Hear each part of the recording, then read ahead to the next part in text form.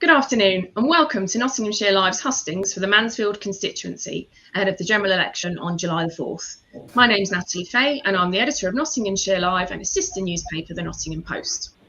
Today we're hoping to get under the skin of some local issues and find out what some of the candidates who are standing in this constituency think.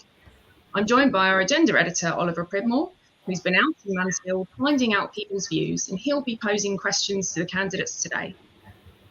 Our guests know the rules of the debate, but for the benefit of the audience, we'll start with opening statements, which will be no longer than 1 minute each, and we'll then move on to questions, which candidates will also have a minute to answer, but we're encouraging debate between the candidates as well. We'll close our debate with statements from all, again timed, so everyone has a fair chance to speak. All statements will be taken in alphabetical order by surname, but questions, we're doing 4 of them, the alphabetical order by surname for the first 2, and then we'll reverse it for the last 2. And candidates will, of course, be given the right to reply if I deem it necessary. So you, the audience, will be able to leave comments on this broadcast today, but we're not taking questions from our audience today. So just a reminder for you, the full list of candidates standing in Mansfield are Zen Bilas, Independent, Anne Bradley for the Conservative Party, Peter Dean for the Socialist Labour Party, Wesley Milligan, who's an Independent, Karen Seymour, who's from the Trade Unionist and Socialist Coalition, Philip Shields for the Green Party, Matt Warnes for Reform UK, Michael Wyatt for the Liberal Democrats, and Steve Yem for the Labour Party. So today we're joined by 4 of the candidates, as you can see, and we'll get opening statements from them shortly. Unfortunately, the following people couldn't make it: Zen Bilas, Independent, Peter Dean for the Socialist Labour Party, Wesley Milligan, who's an Independent, who couldn't make it today because he said he's continuing his occupation at the University of Nottingham in protest at their connection with companies who work with Israel, Matt Warnes for Reform UK, and Michael Wyatt for the Liberal Democrats. We offered all these candidates the chance to have an opening statement read out on their behalf, and only Matt Warnes has taken his part on that. So I'm going to read that on behalf of him now. So, I'm Matthew Warnes and I'm running for MP because I believe Mansfield deserves a representative who understands the struggles of its residents firsthand. With a diverse background in healthcare, hospitality, transportation and the RAF, I developed the leadership skills and commitment necessary to serve our community effectively.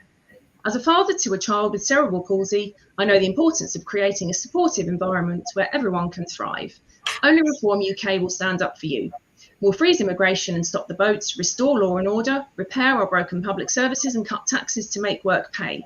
We will end government waste and deliver our fully funded plan for zero NHS waiting lists. We'll unlock Britain's vast energy treasure of oil and gas to slash energy bills, beat the cost of living crisis and unleash real economic growth.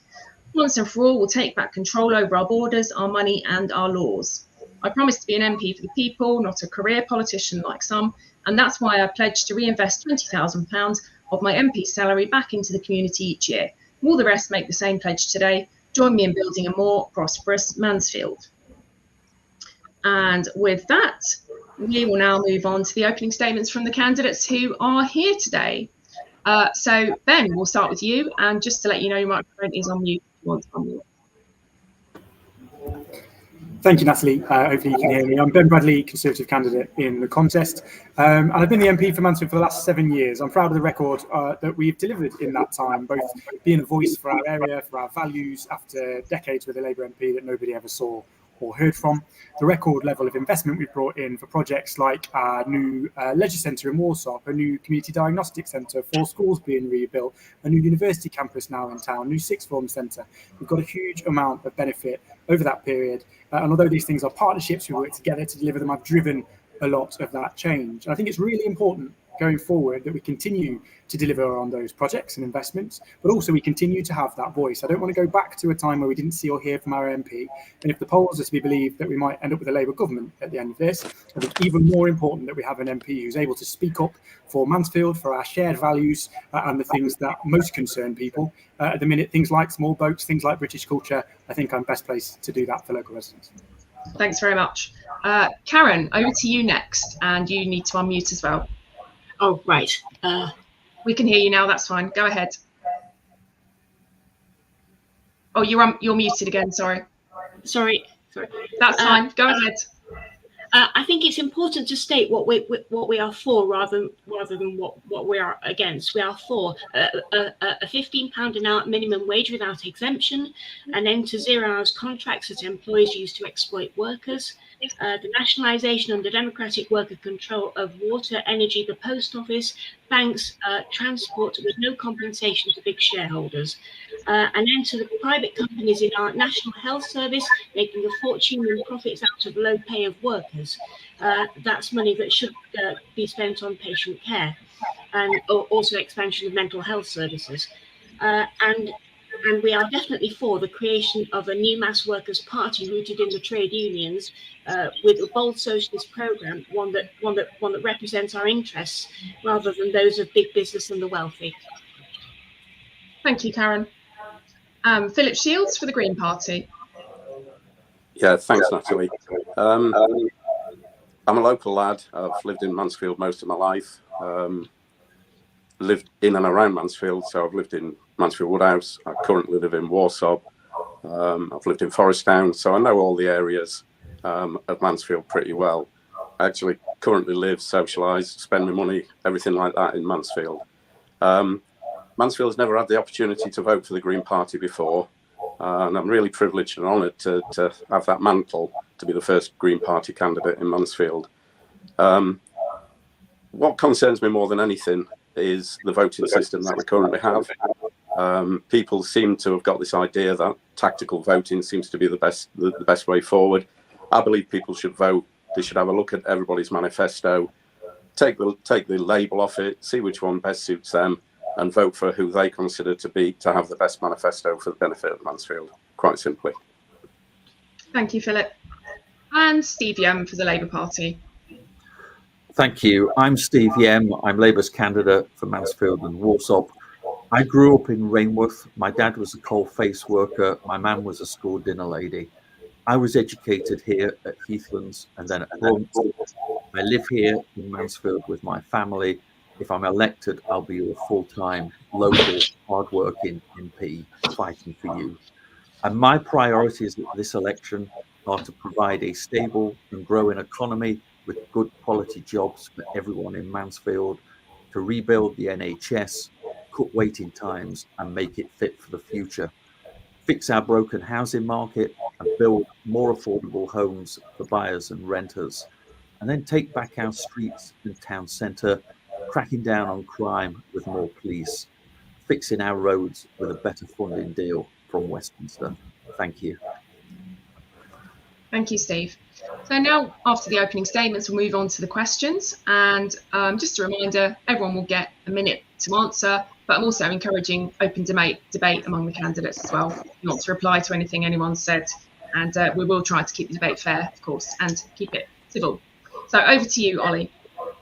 Thank you very much, and thank you all for joining us again. So I wanted to pick up, first of all, on the fact that Mansfield still has a very busy and thriving town centre, but many do complain about the number of empty shops and sometimes the crowding out of independent businesses by the bigger retailers. So what steps would you take to improve the state of Mansfield town centre? Ben, you're up first, please. Thanks. Yeah, huge issue. And for all the investments that we have secured in recent years that are breeding success, some that I've listed, the town centre is one where we've still got huge challenges. I've secured £72 million actually for regeneration in the town. Much of that we're now working with Mansfield District Council to try and deliver, including massive regeneration of Stockwell Gate and the co-op building, amongst others. So lots of potential for the future. Lots of candidates, I think, will say things in this contest like we need to sort the town centre without having being able to give you any indication of how they will actually do that, because of course the government doesn't control which businesses want to locate themselves where.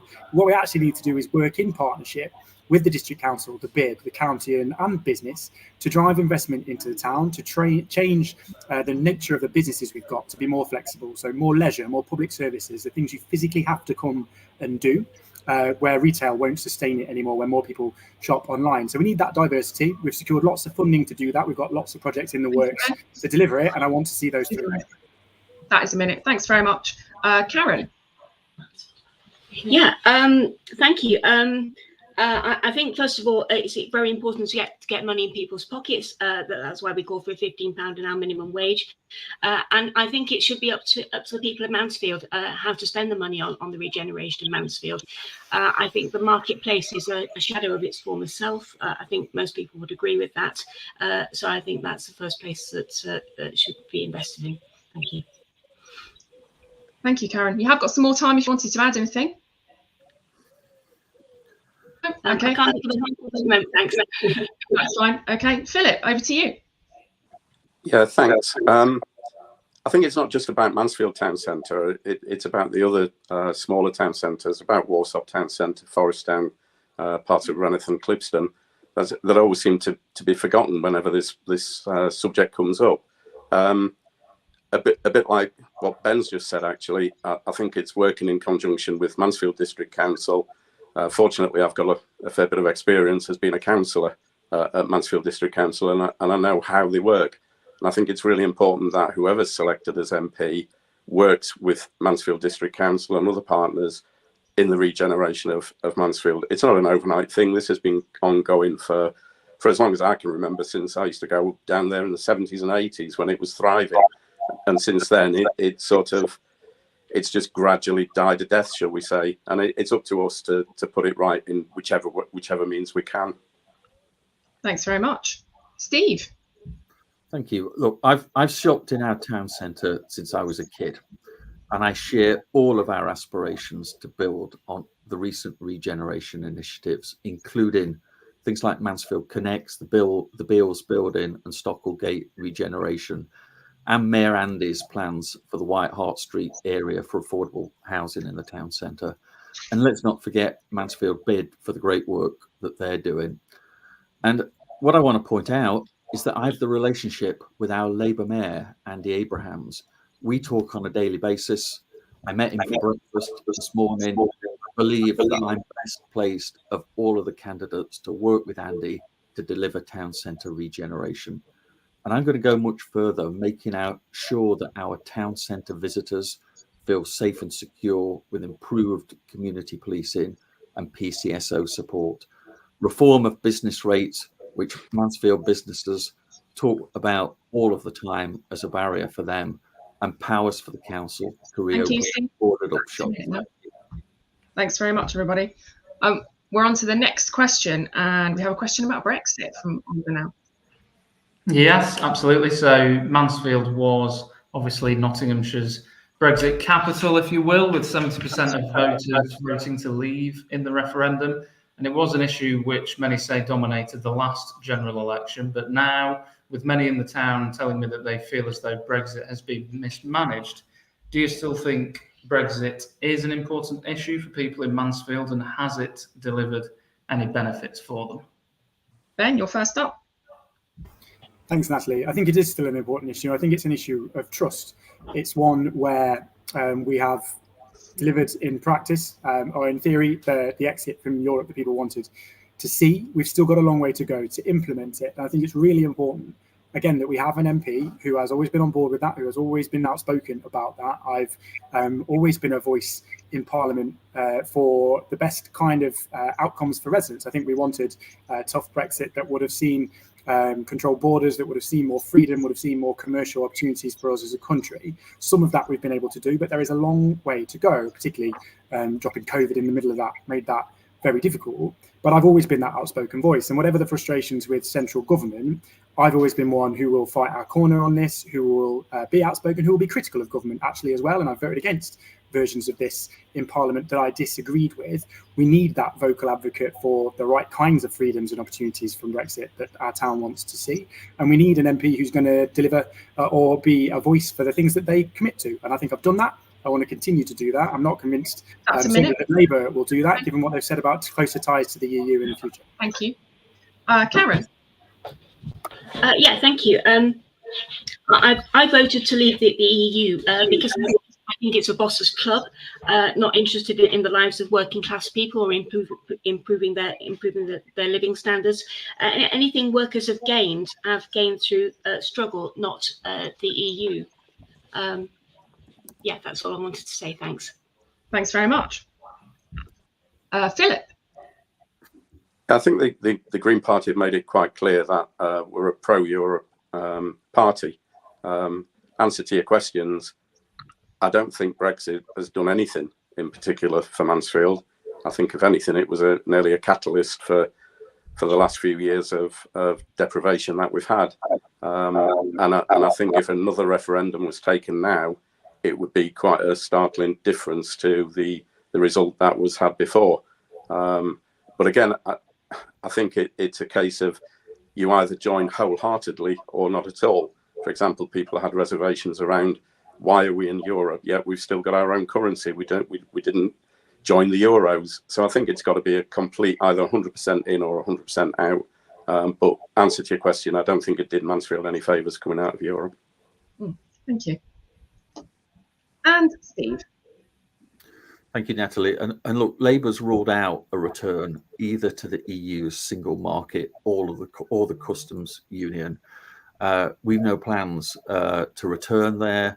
The decision that was made by the people of Mansfield and the country and then Parliament in a general election is really clear to us. We have to make the most of Brexit. Brexit does present us opportunities, certainly around things like industrial policy. We now have the freedom to intervene in the way that industry works, manufactures and exports. And we have the opportunity to make our own trade agreements around the world. And also in 2025, to improve the trading arrangement that we have with Europe. So I think we should put this question behind us. In my opinion, it's a settled question, and we really have to make the best of the opportunities that it presents.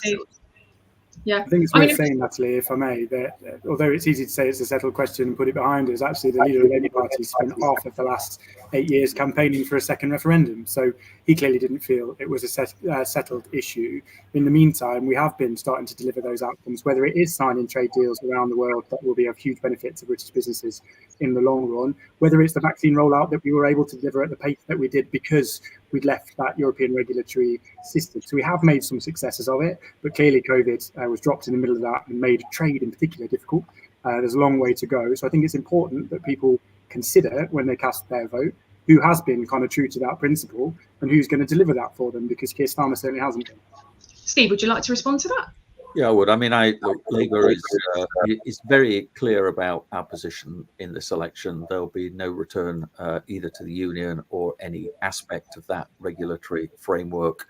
And we want to take advantage of this. Look, this is a decision that's been made by the people. We completely respect that.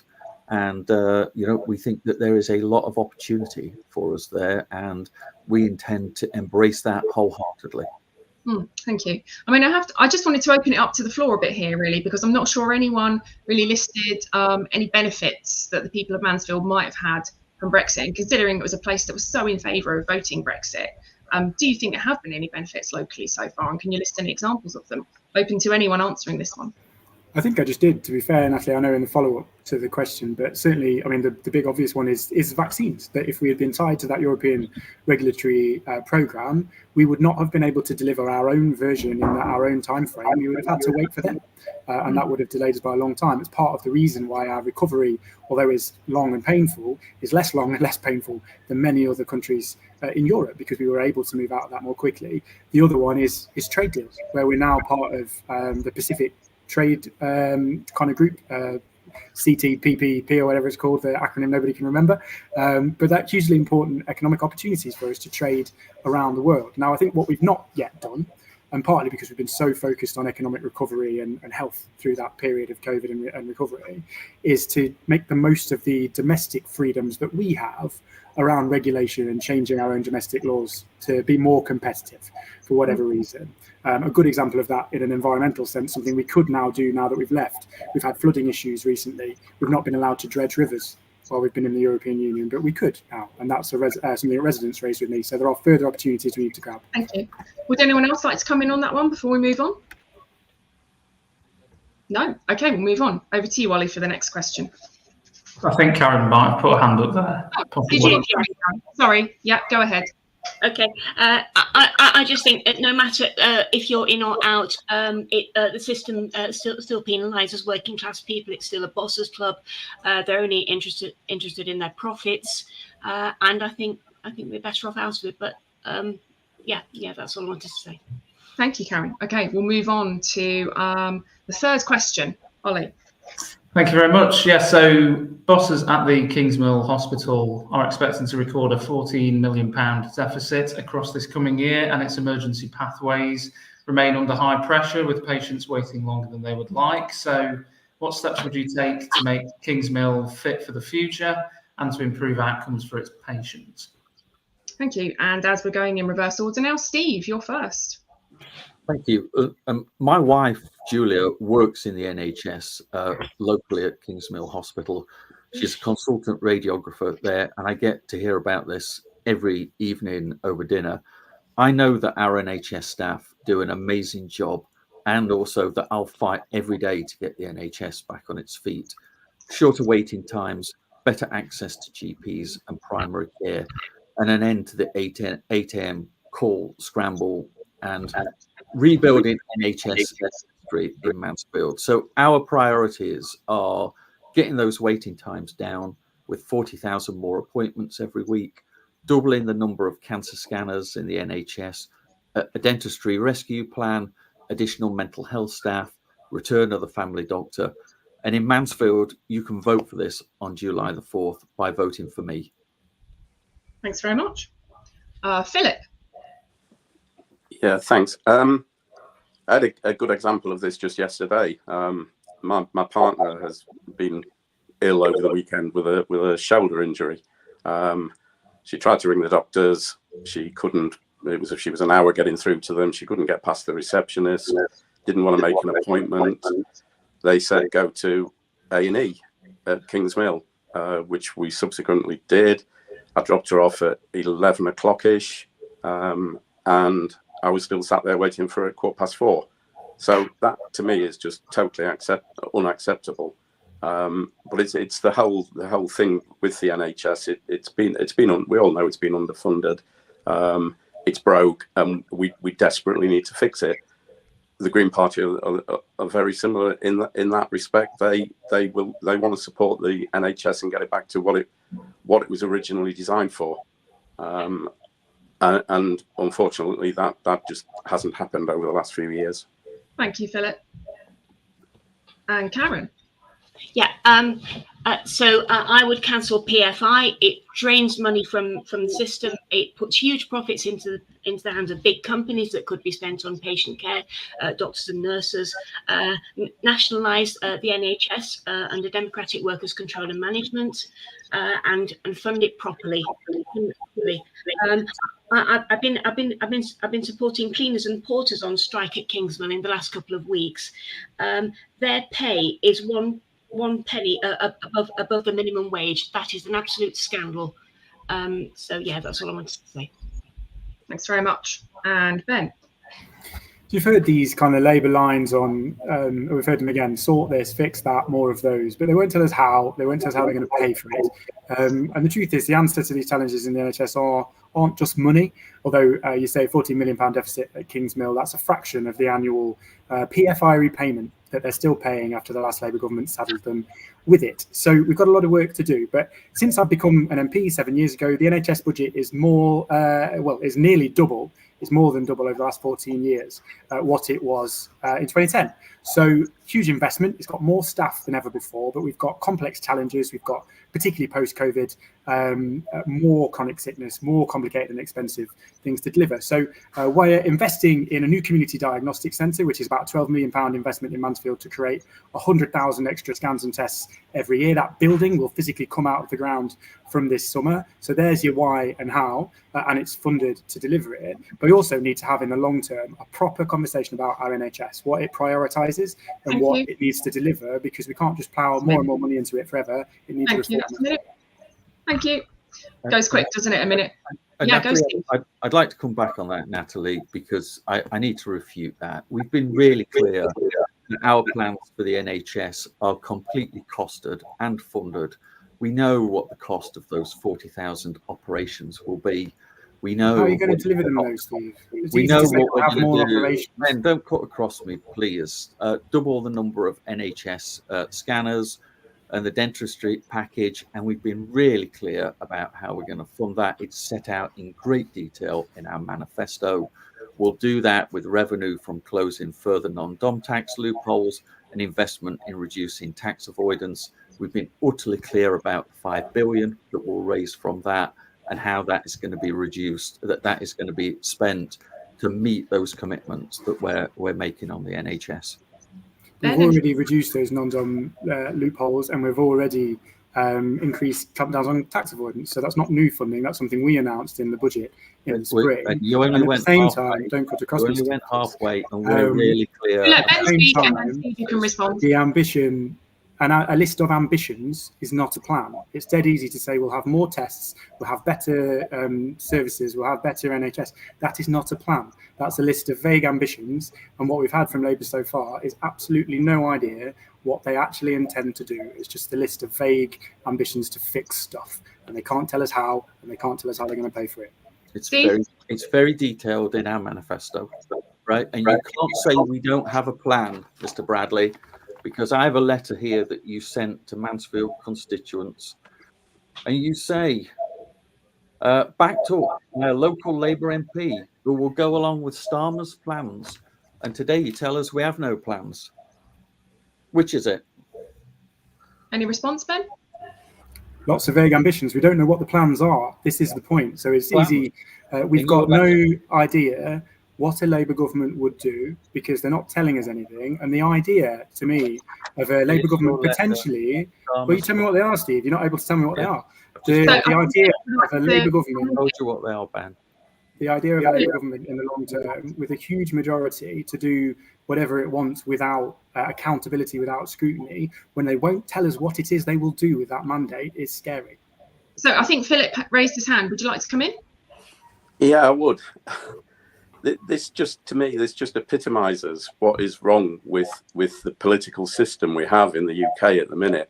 Every single opportunity Labour and Conservative get to have a go at each other, it's all they seem to want to do.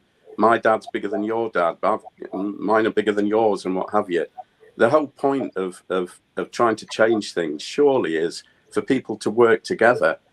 You're elected by the people of Mansfield. Whoever gets elected in a fortnight is elected by the people of Mansfield to serve Mansfield. Why can't, I just don't understand why politicians can't seem to just work together for the benefit of the people who they're supposed to be representing, instead of going tit for tat all the time. I've got a piece of paper that says this, I've got this, I've got that. It's why 60% of people don't normally vote in Mansfield. Karen, I wondered if you wanted to have the final say on this at all before we move on. Sorry? I wondered if you wanted to come in on the debate at all, Karen. I think Phil made some great points, actually. Yeah. Right. Okay. Anything else from anyone else before we move on to the final question? It's obviously a controversial issue. All I'd say on this, Natalie, to Phil's point, is that I am the only candidate in this context who can demonstrate having done that.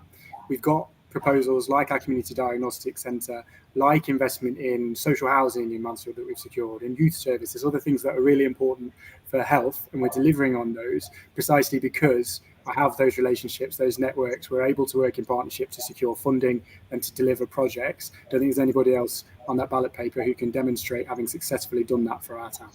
Well, nobody else on the ballot paper has been the Member of Parliament for the last 7 years, right? And, you know, to cite the diagnostic centre as a great achievement when not a brick has been laid is quite something after 7 years. I think we'll move on to the final question on that note. We're hoping that the final question will be more of a fun one. We'll see. Over to you, Ollie. Good luck. Yeah, so at every general election, there does seem to be a greater desire among voters for candidates who are local. So just wanted to ask, do you all live in Mansfield? And either way, what is your favourite thing about the area? And Steve, it's you up first. Well, thank you. Look, I do live here. I've always lived here. It's a fantastic place with amazing people. And that's why it's home to me and my family. It always has been and it always will be. And look, some of my favourite campaign memories have been canvassing the house that I was born in on Southwell Road East in Reneth, and the house that my man was born in on Burn Street in Mansfield, and then launching my campaign in the marketplace in Mansfield Town Centre. That's a place that's so important to me and my wife, Julia. And look, Mansfield is such an ambitious place that's been held back by 14 years of Tory government. That's why I want to be that full-time, local, hard-working member of Parliament that gives people here the opportunities they deserve to get on in life. We want to put Mansfield back on the map and give people here their future back. And Mansfield folks can vote for this on July the 4th by voting for me, Steve Yem, the Labour candidate. Thank you. Philip? Yeah, I've lived, apart from the first 7 years of my life, we moved down here to this area from the northeast when the pits all closed up in the northeast, and my father was obviously a miner. We moved down here and I've lived here ever since. I used to call the northeast home. Even though I only spent my first 7 years there, I used to say, we're going up home, we're going up home. And now don't. Home to me now is Mansfield. It has been for the last, give me age away here, 58 years. And I'm not going to be changing that. I socialise in Mansfield. I spend my money in Mansfield. I support business in Mansfield. I work in Mansfield and I live in Mansfield. The fact that I don't live in Mansfield town centre, I live on the outskirts, gives me an even bigger incentive, because it's they're the sort of people that I relate to and love to bits. And Steve's right. It's the people of Mansfield who are great. The youth of Mansfield get a bad name. Thank you. They get bad press. That's a minute. They're the future. Thanks very much. Karen? Yes, I live in Mansfield. I think one of the great things about Mansfield is its community spirit. If you want help, then word spreads like wildfire and you are helped. It's really good for that. My favourite place in Mansfield is actually Titchfield Park, but where my dad, who's just passed away, he used to push me on the swings. I work in Mansfield, have done for a long time. I think Mansfield's just been held back by a lack of investment by parties of all colours. Thanks. Thanks very much. And Ben? Thanks. Yeah, I've lived and worked within a few miles of Mansfield my entire life. I grew up about 10 miles from here. Still live just over the border in the Nottinghamshire district. But I've been local to this part of the world my entire life. I've been coming to Mansfield since I was a kid. I used to swim at Water Meadows. Spent many a Saturday night in Mansfield Town Centre ever since I was young. So a place that I know well and that I love to bits. I think it's got huge potential. I think our work-life balance here is the big opportunity for us to be able to live in the heart of Sherwood Forest with all the amenities and the town that we've got, but also to walk into the middle of nowhere, the tourism that gives, and that balance to life that is unique, I think. And that's why people want to move here and want to live here. I've brought lots of investment into our town over the last 7 years. I've mentioned numerous of them in terms of opportunities. There's loads more to do, and I've been part of driving that forward. I want to continue to drive that forward and make sure we can fulfil that potential for local residents here. There's loads to do, loads going on, and more to deliver for the future. I think we need that strong voice, that person with a record of bringing investment and delivering for our area. Thanks very much. So that's all we've got time for in terms of the questions today, and we're of course going to close with closing statements from everybody. We'll revert back to alphabetical order by surname for this. So Ben, you're up straight away again for a closing statement, please. Thanks. I think it's important to level with people in this contest. If you look at the polls as it stands, the likelihood is we may well end up with a Labour government in a few weeks' time. That's fine if that's the national picture. What that means for Mansfield is that we are choosing a local person to represent us in our area. Now, I get the national frustrations. I share a lot of them. I've been outspoken in Parliament about some key challenges like immigration, like British culture and values, like police and law and order. I've always spoken up for what Mansfield residents want and believe. I want to continue to do that. I don't want us to go back to that time before 2017 when we had a Labour MP who was never seen or heard. We've put Mansfield on the map. We've brought investment into our area. We need to continue to deliver that. And the last thing we need is a Labour government with 100-odd majority, the freedom to do whatever it wants with no accountability. I will be that voice for Mansfield. I will make sure that our views are heard and that our priorities are recognised in Parliament. Thanks very much. And Karen, your closing statement, please. Thank you. The gap between the rich and the rest of us has never been wider, but the difference between the major parties has never been narrower. Working class people need a new party that stands up for us and a new way of running the economy to benefit the vast majority of us, not just the billionaires. In this rich country, everyone should be able to afford a warm home and have decent food on the table, have a well-paid, secure job, access to free healthcare and education, have dignity in old age. If the system can't afford that, then we need a system that will take care of us. We need system change on socialist lines, one that work for us. Vote for me, Karen Seymour, on the 4th of July. Vote Tusk against cuts. Thank you. Philip, your closing statement. I think the most important thing in this election seems to be the message to get out there and vote. Make sure you use your vote. Go with go with the conviction. Vote for the person you think you want to represent you. Don't vote for a person who you don't particularly want because you want somebody else even less. Because guess what? You'll end up with somebody that you don't really want anyway. So my message to everybody is for a fairer representation, if you like, if that's the right word for in Parliament, then vote for me on July the 4th. Vote for Green. Thank you. And Steve. Thank you. I have a plan to give Mansfield and Warsop a fresh start with Labour. My plan is focused on the issues that local people have raised with me. I want to be your full-time MP you can be proud of, one who gets things done here and who stands up for you on the issues that matter most.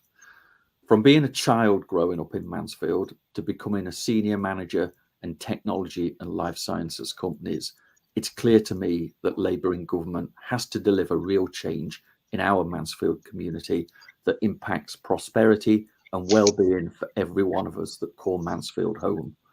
And at this coming election, you have the power to change our area and our country by voting for change and a new Labour government with me as your hard-working, local and full-time Member of Parliament. Thank you. Thanks very much, Steve. So sadly, that is all we've got time for today. I just wanted to say thanks to all the candidates who came along and for your contributions and the preparation you've done. I know how busy you all are at the moment, but I also know that our audience will get great benefits from hearing from you directly today. So I just want to wish you the best of luck for the rest of the campaign. Phil, you've got your hand up. Yeah, just want to wish everybody all the best. Everybody deserves a chance, and let's hope the right person gets in. That's all I want to say. Thanks. Thank you. Yeah. Best of luck, everybody. Thank you.